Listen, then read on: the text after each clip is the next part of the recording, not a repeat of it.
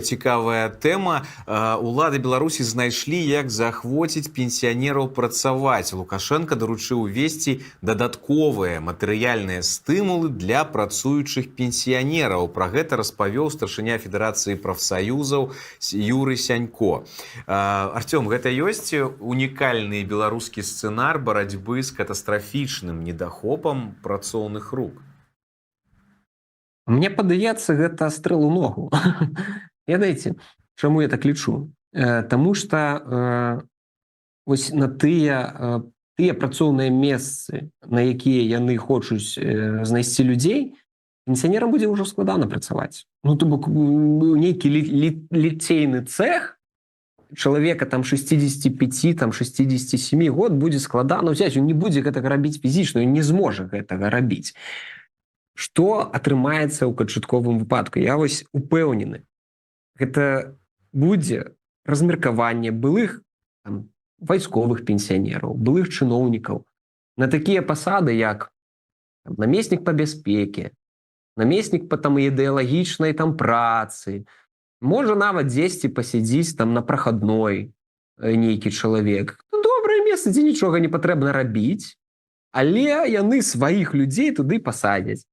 А вось знайсці працоўныя рукі для тых рэальна прадпрыемстваў, дзе неабходна працаваць вось ручкамі, не будзе вырашана гэта пытанне. Вось я думаю, што яны зноў сябе загоняць у гэтую вось лавушку. І пытанне яшчэ ў тым палягае, што гэта ж не вырашаецца пытанне, ўсё роўна ім будуць плаціць і пенсію, ім будуць плаціць і зарплату.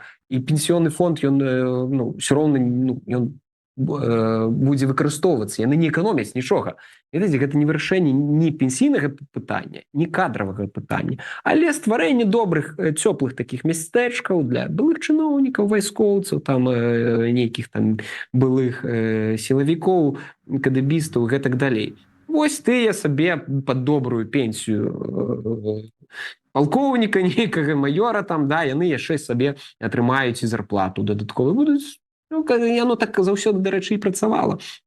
Так і будзе працаваць. Таму, мне падаецца, яны не вырашаць гэтае пытанне, але я ўпэўнены, што гэтая сустрэча, яна была не пра пенсіянераў і не пра кадры.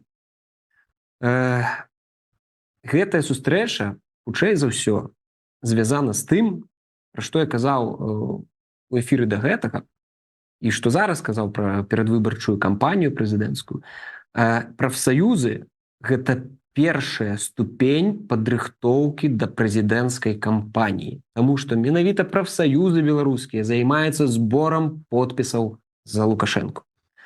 Усе гэта ведаюць, хто працаваў у Беларусі, на дзяржаўных прадпрыемствах, усе, хто зараз працуе, вельмі добра ведаюць, што прафсаюзы прыходзяць і кажуць, збіраем подпісы. І калі раней, у 2020 годзе, яны гэтым займаліся, так бы мовіць, спусця рукава, да, то зараз я ўпэўнены, што яны будуць гэта ўжо рабіць такім чынам, каб адразу пабачыць, правесці вось гэты тэст на лаяльнасць. То бок гэта яшчэ адзіны крок да канспіралагічнай версіі, што ўсё ж такі перадвыбарчая кампанія, яна можа стартаваць трошкі раней. І вось сёння ён правёў, ці калі гэта сустрэча там некалькі дзён таму была, ён правёў вось гэтую нараду, ён, я думаю, паставіў задачу старшыні прафсаюза сабраць, ну, калі ў 2020 годзе было 1 мільён, яны яму намалявалі, то зараз, магчыма, ён паставіў больш амбітную задачу. 2, можа 3.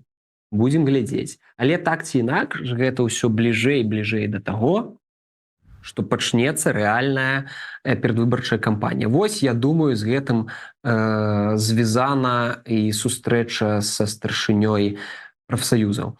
Таму што навошта яму з ім сустракацца? Ён да гэтага з ім не сустракаўся і кажа, вось, я вам даў час, каб вы там папрацавалі. Да не, не патрэбен быў яму. Гэтыя прафсаюзы, яны дастаюцца толькі ў той час, калі іх патрэбна выкарыстаць у палітычных мэтах. Я нават Лукашенко прамовіў, што гэта ж палітычная партыя вялікая самая. Бо ён зразумела сказаў, што гэта палітычны інструмент. Вось у чым сэнс. А раз дастаецца палітычны інструмент, ну, відавочна, дзеля палітычнай мэты, якой ну выбары вось кампанія электаральная. Таму І тут жа будзем атрымоўваецца, глядзець так, але пакуль што выглядае так, што ну хутчэй за ўсё пачатак яе ўжо ідзе. Ці падрыхтоўка такая, апошнія крокі падрыхтоўкі. Галоўны наратыў, што Лукашенка ён не ўцягнуў Беларусь у вайну і мір у Беларусі. Ён дзякуючы гэтаму чалавеку.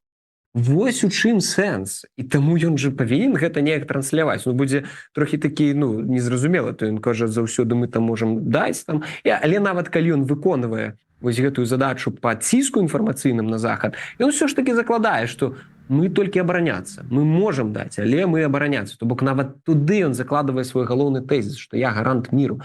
І, дарэчы, апошняе даследаванне, якое было апублікавана беларускага трекера пірамедаў, мне падаецца, там і напісана пра тое, што гэта працуе. На нейтралаў гэта працуе. На людзей, якія не чарпаюць інфармацыю з незалежных крыніцаў, яны гэты наратыў, што Лукашенко не дапусціў уступлення Беларусі ў вайну, ён абараняецца. І, дарэчы, гэта таго, чаго ён хоча. І вось такія яго заявы, яны на гэта і працуюць.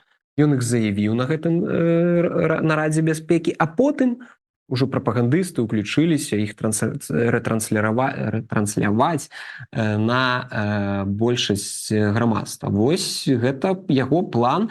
І, дарэчы, гэта вось таксама, думаю, будзе галоўны яго перадвыбарчы перад яго прэзідэнцкай кампаніяй лозунг. То бок я захаваў мір і пакуль дагэтуль на тэрыторыі Беларусі будзе мір. Вось, я думаю, дастаткова простая і прадаваемая кожнаму беларусу тэза, таму што вы знайдзіце беларусы, які за вайну. Іх няма.